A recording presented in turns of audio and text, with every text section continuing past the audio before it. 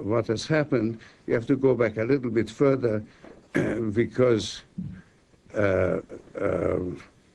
basically in the 70s, the oil crisis led to great imbalances in between oil producers and oil importers, and it was left to the banking system to recycle the oil surplus. And that led to a banking crisis in 1982. And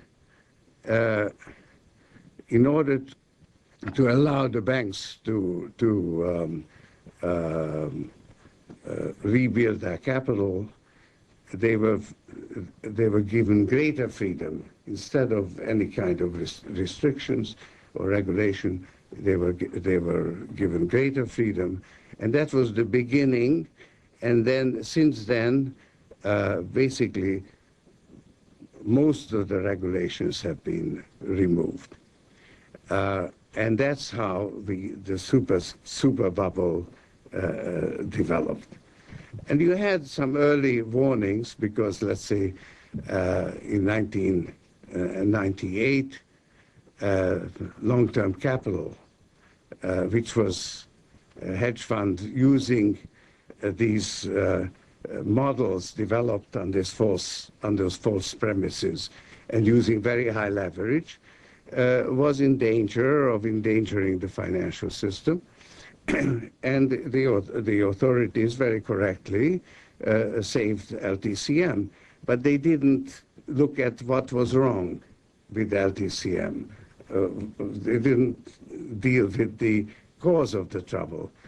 And the regulators really ought to have known better that markets are not self-adjusting or self-correcting, because it's their intervention each time that has actually saved the system. So they intervene each time, bailing out the failing institutions and injecting, lowering interest rates, and that's how the impression was reinforced that markets are really very robust. They can withstand these occasional disturbances. But it's really the authorities that did it, and of course that was the origin of moral hazard and a reinforcement of credit expansion. And I think we have now come to the end of the road. Now, that was a hypothesis at the time that this is in fact a very serious crisis. But I think events have so far reinforced it because the financial system is in fact very severely impacted. And actually, I was wrong because the crisis came later than I expected. And again, I was wrong at the end of the year when I thought that the acute phase of the crisis, which was basically liquidity crisis, would be resolved. I thought it would be resolved in short order, and it's still not resolved. It's lingering longer, and I think that is because there's a great deal of uncertainty as to the solvency of the participants. There's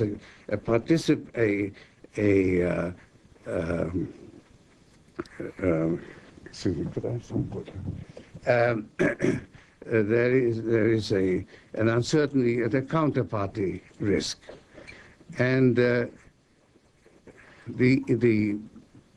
is the job of the. Thank you very much.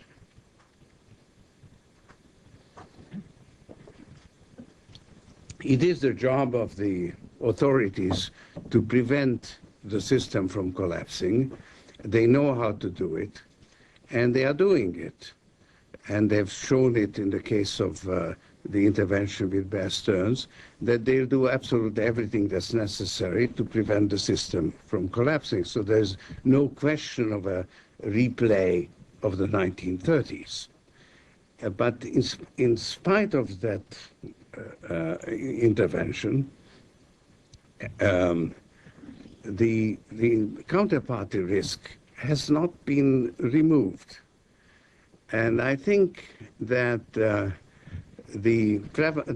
for instance, all these credit default swaps, which are still outstanding and are totally unregulated, are probably a main cause for that continuing uncertainty.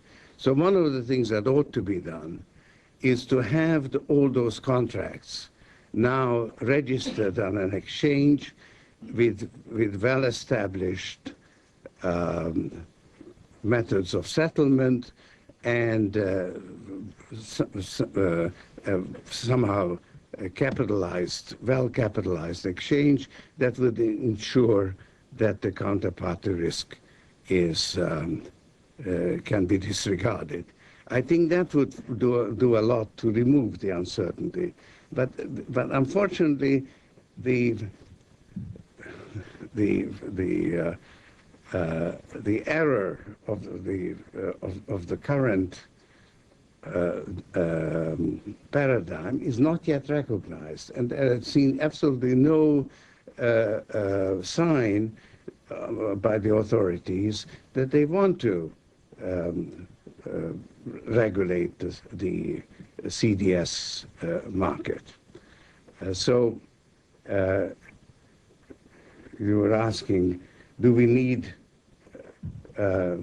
some changes in regulation? I think that we really need to understand how financial markets work and recognize that in fact, the authorities not only have to bail out failing institutions and preserve the financial system, but also exert what is all the necessary efforts so that bailouts should not be necessary. And that means you have to control or keep asset bubbles within limits. Now, the central banks simply don't accept that responsibility yet. They, in fact, reject it. Alan Greenspan spoke about irrational exuberance once, and it didn't go down well. He stopped talking about it, and certainly didn't do anything about it. The whole mortgage market developed without any regulation, the CDS market without regulation. So I think that the authorities have to recognize that there is this element of uncertainty that has been left out of account, and therefore you can't indulge in the kind of leverage that currently has been allowed.